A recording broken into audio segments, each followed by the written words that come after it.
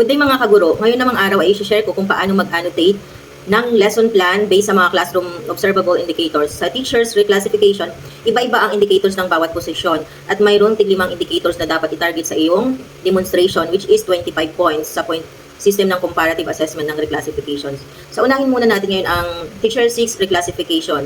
So ito ay 5 indicators. Una ay indicator 1, apply knowledge of content within an across curriculum teaching areas. Ibig sabihin lang nito ay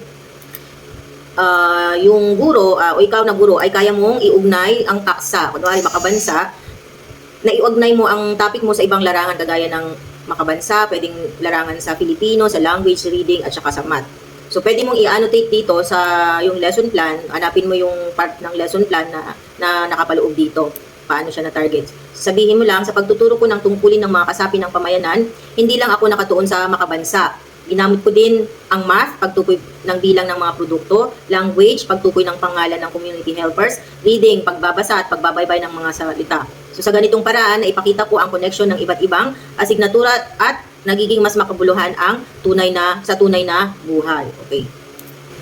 Next indicator 2 is to ensure the positive use of ICT to facilitate the teaching and learning process. Ibig sabihin, ito ay nangangahulugan na hindi lang basta gumamit ng gadgets o PowerPoint o internet ang mga bata. Sila mismo yung nag-explore o pumindot or gumawa sila ng digital drawing or nag-quiz sila sa online. So, ibig sabihin, napabilis yung pagkatuto ng mga bata.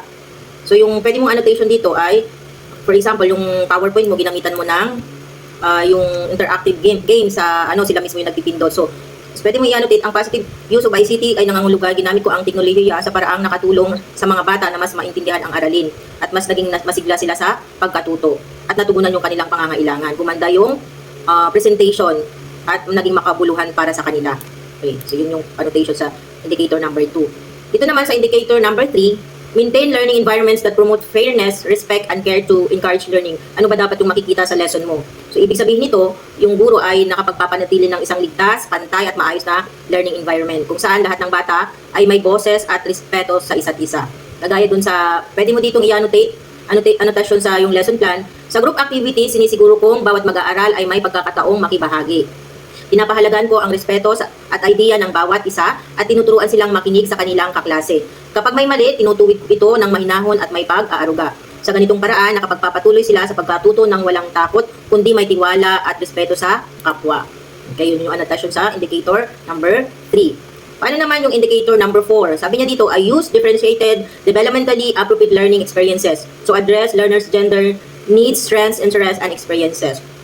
So, ang ibig sabihin nito ay gumamit ng guro ng differentiated activities na naayon sa interest at strengths ng bata. Kunwari, di ba, sa pangkatan natin, pwedeng may visual learners tayo.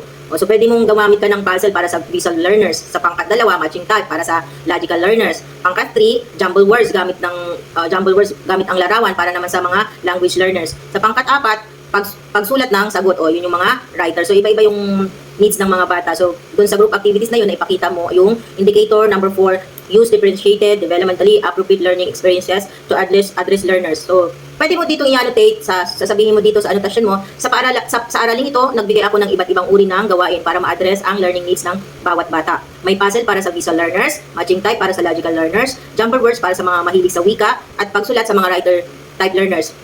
Pinapili ko rin sila ng output tulad ng pagguhit o paggawa ng maikling video ayon sa kanilang interest at lakas. Sa ganitong paraan, lahat ng bata ay natuto sa paraan na pinakaangkop sa kanila. So, ano yung angkop sa kanila? Yun ang ibigay mo. Okay. Number 5, indicator number 5, select, develop, organize, and use appropriate teaching and learning resources, including ICT to address learning goals.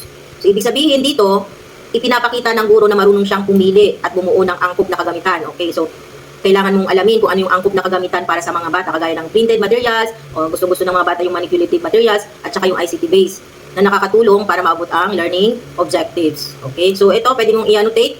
Halimbawa ng anotasyon sa aking lesson plan ay, pinili ko ang mga teaching resources na naaayon sa layunin ng aralin, o kagaya ng paggawa ng paper dolls para maging konkretong representasyon ng community helpers, mapa para maunawaan ang kanilang lugar sa pamayanan, worksheets para masuri ang natutunan, at PowerPoint para sa gawaing interactive ang presentasyon. Siniguro kong lahat ng ito ay nakatulong para mas maunawaan ng mag-aaral ang tungkulin ng bawat kasapi ng pamayanan at hindi basta pantagdag sa klase.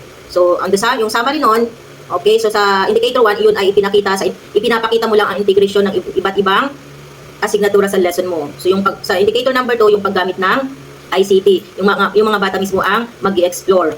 Hindi lang yung tinitingnan lang nila. So, kailangan explore nila yung ICT, use of ICT. And then number 3, so ito yung pagpapanatili ng respeto, fairness, at care sa bawat learners. Indicator number 4, sa pagbibigay ng differentiated at developmentally appropriate activities. So, iba't ibang activities ang ibibigay mo dito para ma-target mo. And number 5, sa maingat, ito yung pagpili mo ng mga kagamitan kasama ang ICT. Yun lamang po at maraming salamat.